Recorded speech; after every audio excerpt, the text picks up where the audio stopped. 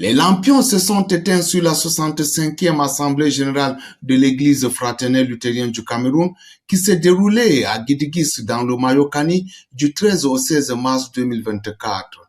Cette Assemblée générale a eu pour vocation de dresser le bilan de l'EFLC et de projeter son avenir en prélude du centenaire dont la célébration débute dimanche 17 mars à Yagoua sous le leadership de son président national. Nous venons aussi, n'est-ce pas, voir ce que nous avons eu à faire tout au long de l'année. Cette Assemblée aussi se tient dans un contexte très particulier parce que nous allons célébrer le centenaire de notre Église qui se déroulera juste après cette Assemblée.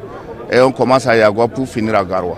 Au regard du thème de cette 65e Assemblée générale, libéré pour vivre et servir dans la victoire, extrait de Luc chapitre 4, 18 à 19, l'on peut dire sans risque de se tromper que l'Église fraternelle luthérienne du Cameroun a désormais tourné le dos au démon de la division pour devenir une Église forte, indivisible et inébranlable, vouée au développement holistique comme l'indique sa vocation.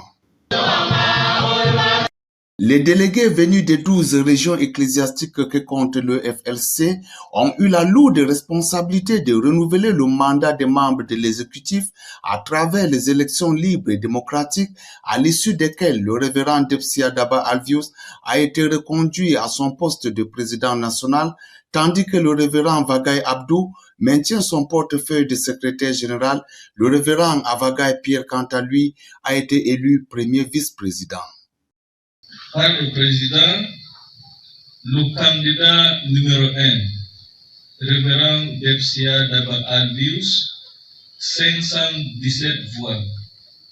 Le candidat numéro 1, révérend Debsia Daba Alvius, est réélu.